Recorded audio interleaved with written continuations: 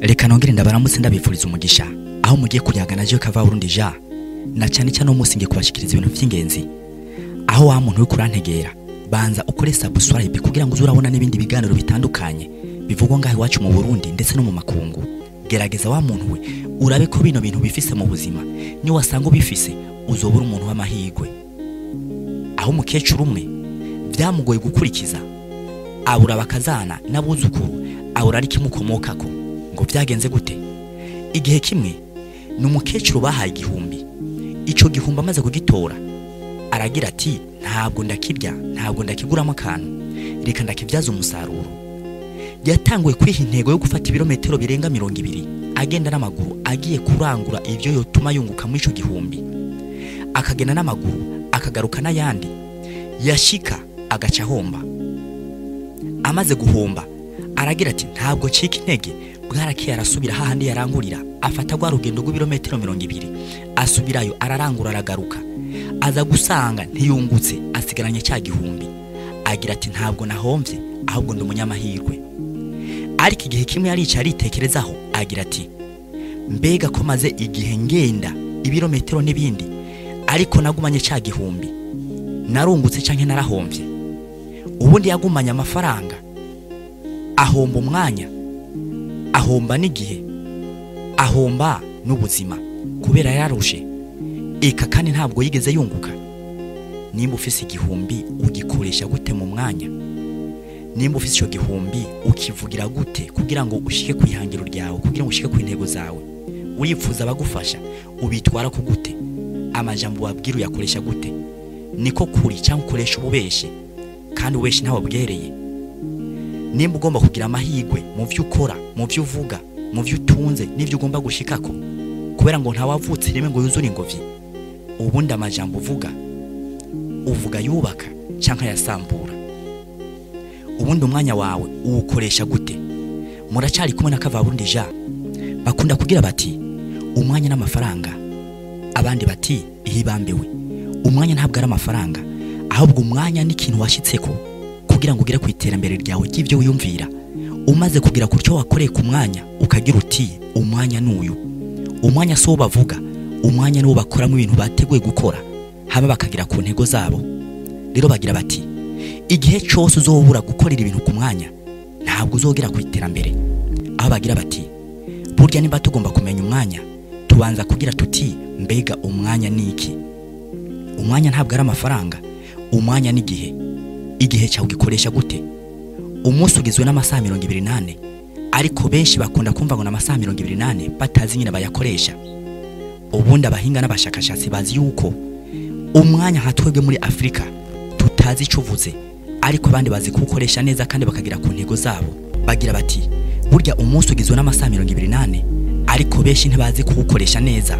Tuza gusanga umwanya w'amasaha 28 ugabuwe mu gatatu. Aho bagira bati burya amasaha 8 ya mbere yari amasaha yo gukora akazi kawe neza utuje. Umaze gukwiza amasaha 8 ayandi masaha 8 akurikira yategerezwa kuba ari amasaha yo kuruhuka. Ukaza kugira yandi masaha 8 kugira ngo ukwize amasaha 28 yo kwiryohera. Aho benshi bakunda gufata umwanya w'amasaha 8 bakongera kwandi masaha bakaba bitwaye uwundi mwanya wo kuruhuka. Hama wa mwanya wo kuruhuka bagaca bawugabanya, kandi arya masaha umaze kuyagabanya yo kuruhuka uza gusanga uri kuriyicira wa muntu kurantegereza. Aho bagira bati burya yandi masaha 8 yo kwiryohera uyiryoheramo gute? Benshi bafata urya mwanya wo kwiryohera bagaca bafata ivyo bakoreye mwarya masaha 8 bagaca babirya mu masaha 8 atanashika, bakibagera yuko arya masaha 8 ivyo wakoreye byategerezwa kugushikana ku iterambere. Burya umwanya si umwanya bavuga, umwanya n'umwanya bakoresha kandi bagamije gushika ku iterambere. Mbega umwanya niki? Uwuzi kwiki? Bagira bati nimba washoboye kuruhuka amasaha 8 gerageza wirinde bino bintu bitandukanye. Benshi bararuhuka bakavuza amaradiyo bagaca bashira kuri volume ndende, ariko ngo siko bimeze. Wategerezwa nimba uri kuravuza radio gushiramo akavolume gatoyi bitaza kukwicira mu bwonko, kuko ubuzima bwawe burakene kugira umutekano n'ituze kugira ngo uze gufata ya masaha 8 yo gukora uze gukora ta bintu biriko birakuvanga mu mutwe. Mbega n'uwo mwanya wo kwiryohera wiryohera gute? Wiryohera uri mu kibanza kimeze gute?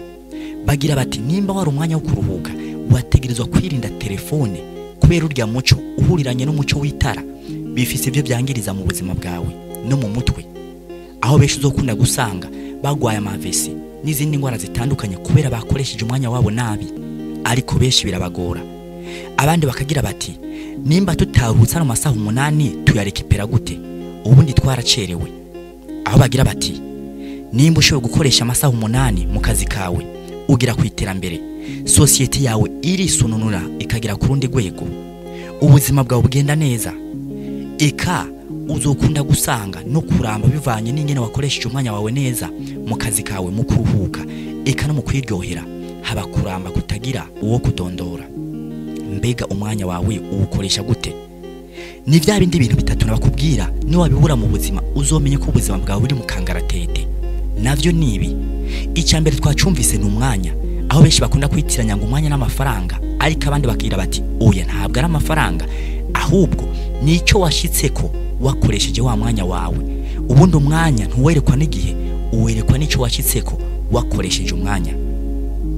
Dukomeza tugira tuti ikindi wo kwirinda gutakaza mu buzima, ntuzotakaza amajambo. Benshi bakunda gukoresha umwanya wabo nabi bagatakaza amajambo, ugasanga amajambo uvuga yigisha iki, akumara iki mu kibano, muri societe, mu gihugu ndetse no hanze y'igihugu.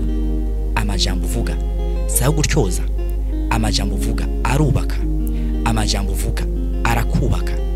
Ubundi bagira bati ntawe utanga icyo adafise. Imbere yo kubaka abandi wategerezwa kubanza kwiyubaka ubwawe, nkuko bagira bati nta mvi ziva ku gicaniro. Wariyubatse, uyubatse gute? Wategerezwa kuraba amajambo yawe nimba atacari karakwinjiriza, gabanya amajambo. Ubundi ibintu uzobura mu buzima ni bino niriko ndakubarira. Ariyo mpamvu utazocikwa na bino biganiro dukunda kubashikiriza ngaho iwacu mu Irembo TV, kubera uzoburi kurahomba. Amajambo uvuga nimba atakimazi numa, uzosanga uri kurityoza, utyoza umuryango wawe, utyoza igihugu ndetse n'amakungu, kandi birahanwa. Bakagira bati kandi ikindi kintu wo kwirinda gutakaza, ntuzotakaza amahirwe. Ubundi amahirwe azarimo mu buzima. Nimba ugomba kuba mu buzima bwiza, gerageza ugira amahirwe y'ivyo urimo yabo muri kumwe, kubera abo muri kumwe arashaka kukubuza amahirwe bivanye n'intego zawe. Mbega amahirwe ni iki? Amahirwe no guhirwa n'ivyo uri kurakora kugira ngo ushire ku iterambere ryawe, ushire ku ndoto zawe. Kandi amahirwe nayo guhiragahira abandi. Mbega burahiriwe cyangwa uri mu maganya, uri mu marira? Ubundi nimba ari amahirwe yo kugera ku ndoto zawe kugira ngo uzobe utegerezwa kuba bivanye n'intego zawe, ariko byose bihagaze kuki? Bagira bati amahirwe se umuntu ayiha, uyahabwa n'Imana. Ubundi Imana igira himaniye, yaraguhaye amahirwe yo kubaho. Mbega amahirwe y'ivyo uri kurakora yaba ufise uri kuyakoresha gute? Ntabwo uri kuribuza amahirwe bivanye nabo muri kumwe, ntabwo abo muri kumwe ariko barakubuza amahirwe.